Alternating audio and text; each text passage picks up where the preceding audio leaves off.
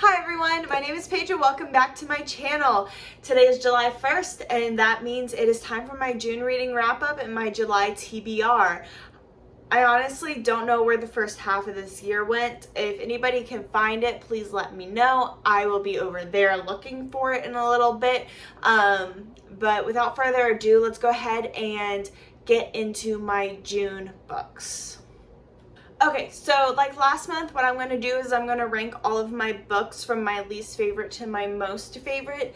This does not mean I did not enjoy the book if it is at the bottom. Quite contrary, if I read the entire book, it means I enjoyed it.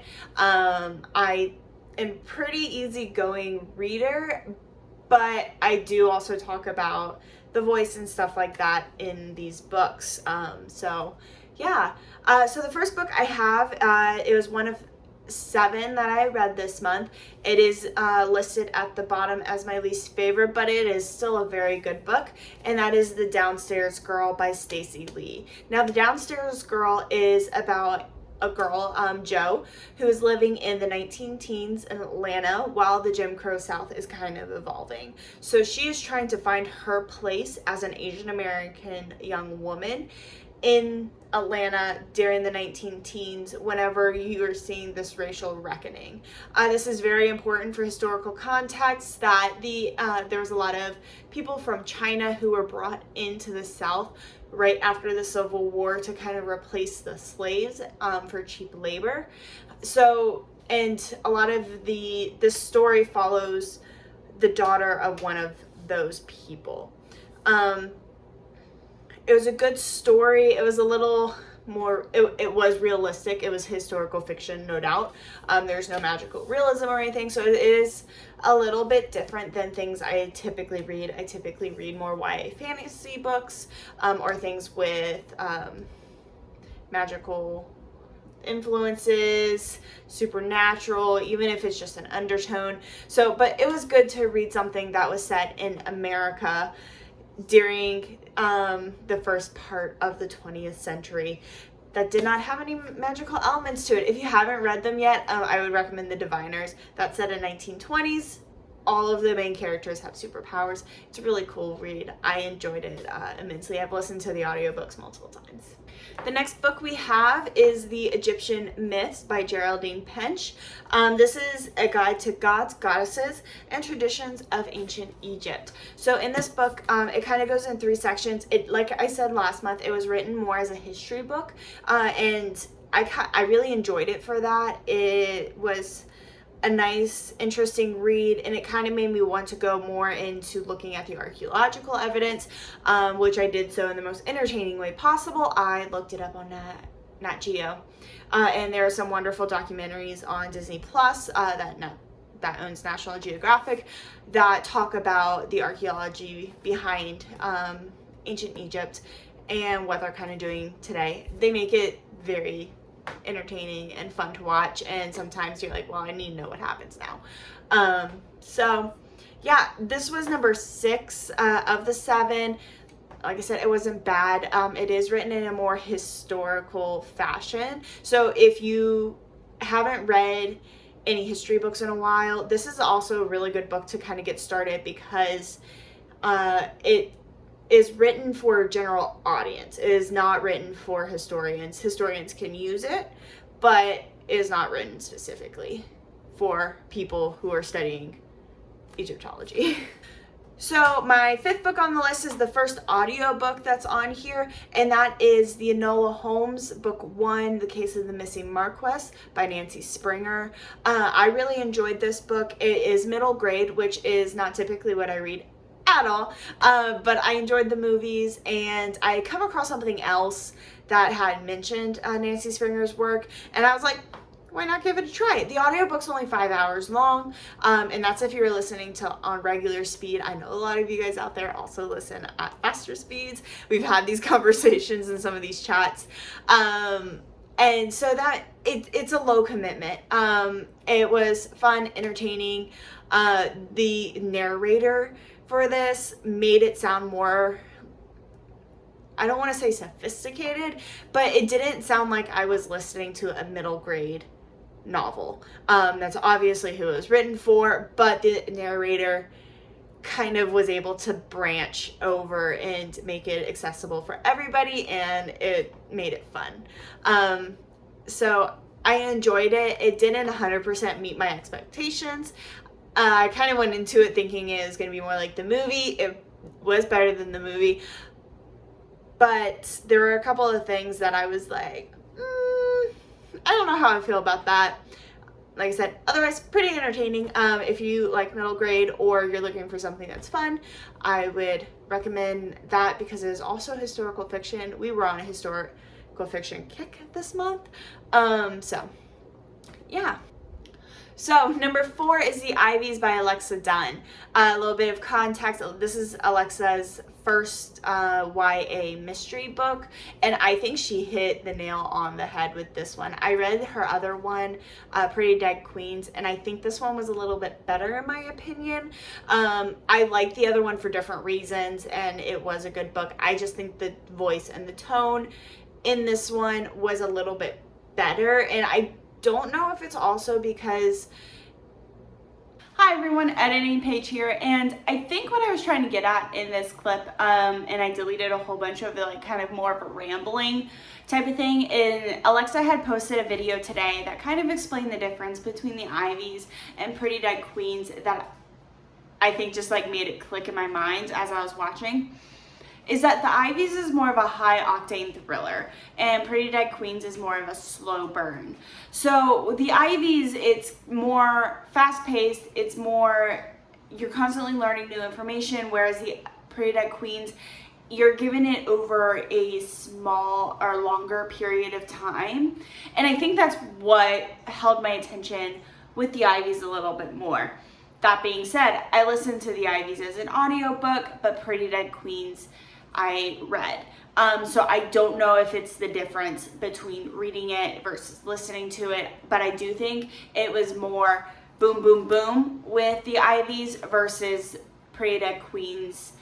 It was long, slow burn, which is what it was meant to do. So if you haven't watched that video yet, I highly recommend go watching it. And she kind of is talking about her new book, The Bitter End, in it, and that's where she drew the comparison. So yeah, I just wanted to pop in and kind of clarify what the 5-minute ramble was going to be in a shorter clip.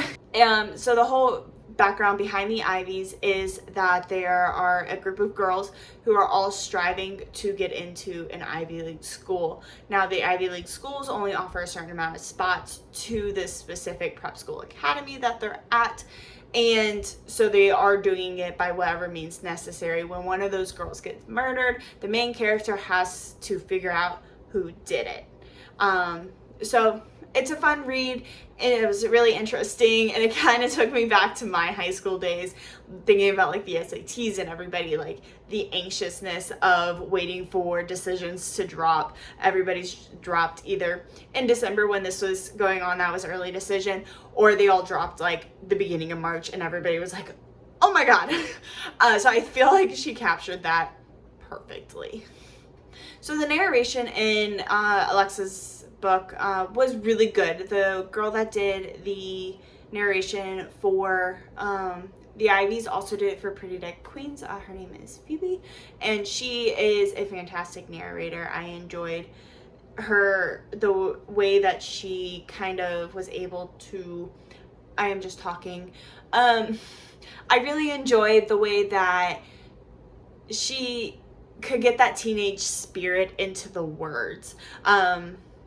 Narrators will always break or make a novel when it comes to audiobooks, because if you have a terrible narrator, the book is not going to come across as well as it should. But if you have a fantastic narrator, it can make an okay book a little bit better. It can bump it up from like 3 stars to like 3.5 or 4 in my opinion.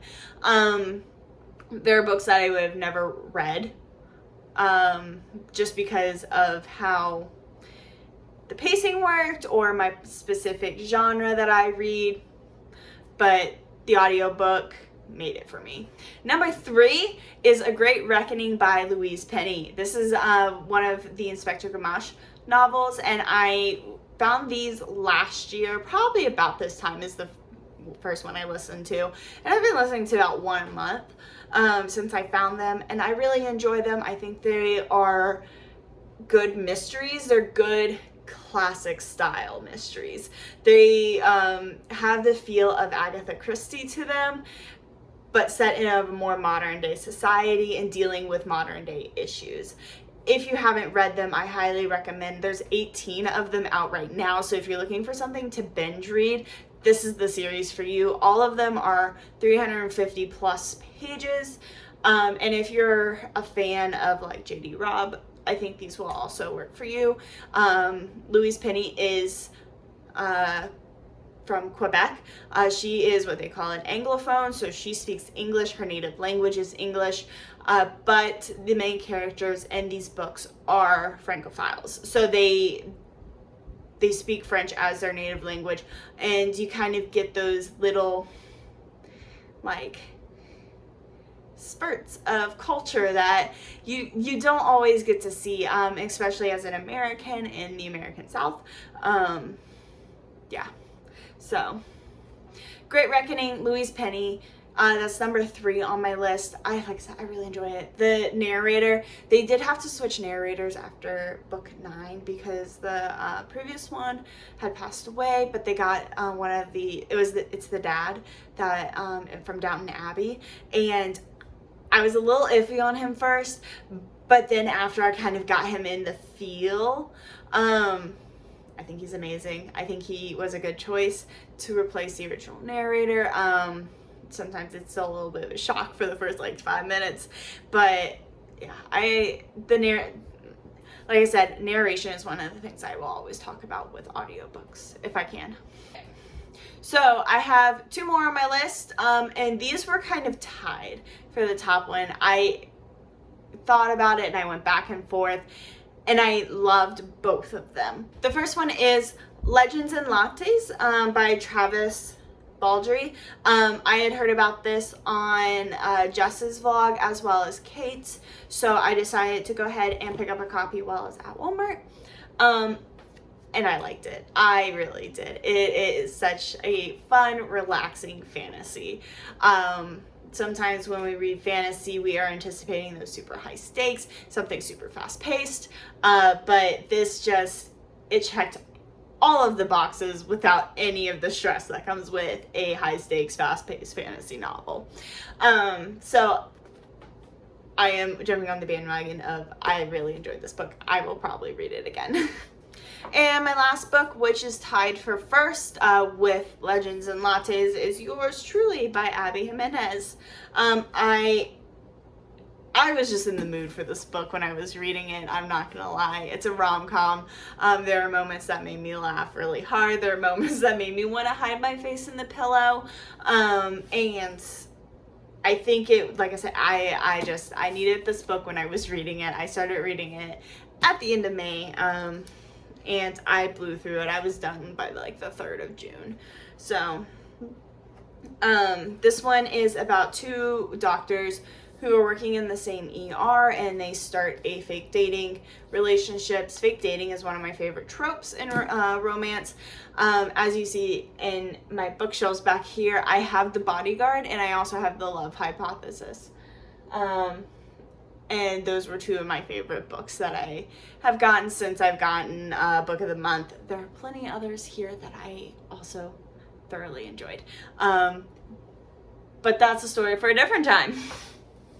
Okay, so since we are heading into July and we have Camp Nano coming up, my July TBR is going to be a little bit shorter. Last month, I think I had 5 books on it. I did not get to the last book that I had. That one I'm actually going to shelve for later, just because I don't think I'll have time to actually read it and process it in July. Maybe once things start to slow down a little bit and I have a little bit more time, I will definitely pick it up. But here are my July books. Okay, so first we have Jane in Love. This is by Rachel Givney. It's about Jane Austen, and she time travels into the present day, and she falls in love with somebody else, but her works start disappearing. So is she gonna stay with the guy she likes, or is she gonna go back in time to write her novels? Sticking with the Jane Austen theme, I also have The Stars We Steal by Alexa Donne. This is a persuasion retelling, persuasion in space. I am excited to read this. I think it's going to be a fun read. And Persuasion's one of my personal favorite Austen novels. I just for some reason like the idea of your lost love coming back to you. So I am excited to read that this month. Next is my book of the month from June. I'm a little bit behind on book of the month just because I have so many things I want to read, and I pick out my book and then it sits on my bookshelf until I can get around to it, and most of the time that isn't until the next month because I have all my books picked out that I want to read for that month already. But it is Inkblood Sister Scribe. I've heard a lot of really good things about this, so I am excited. It's booky, it's fantasy, it's gonna be a lot of fun. So I will definitely report back next month with a review. Okay, and the fourth book I don't actually have yet, and that is going to be my July book of the month. This one I was already thinking about buying anyways, so I think I'm going to be able to pick it up and read it pretty quickly, hopefully, especially since those 3 books are the only other ones that I want to read. And that is Immortal Longings by Chloe Gong. This is her first adult fantasy book. It sounds super interesting. Like I said, I've been wanting to pick it up and read it. So I am going to hopefully try to get to that this month. So I won't be behind a month in August, but we'll see. So that's my June reading wrap up and my July TBR. Thank you everyone who has stuck around for the entirety of this video. I know it's a little bit longer than I typically like, but I also want to say thank you to everybody who has subscribed and who has supported me this month. It is my first month on AuthorTube, and I am really enjoying the experience. I'm having a lot of fun filming the videos, editing the videos, coming up with ideas. Like I said on Wednesday, I have a really cool idea for this fall. I do have a more finite date. That idea will be premiering in October, and it's gonna be a series, so it's gonna run every single month. It's gonna be an episode. These episodes are probably gonna be 30 to 40 minutes long, and I am excited to dig into this idea and start researching and reading books and trying new things, and it's just really, I'm hoping you guys will join me for it. So keep an eye out as we get closer to the fall. I'll be probably sharing little snippets and teasers throughout the way. Yeah, so let me know down below in the comments what you're reading in July, what you did read in June. Have you read any of the books that I read in June? What did you think of them? And have you read any of the books that I am planning to read in July? Do you have suggestions? I love suggestions. My pocketbook doesn't love suggestions, but I do. So don't forget to like and subscribe right down below. The like button or subscribe button is just down there. And I will see you guys on Wednesday with a new video.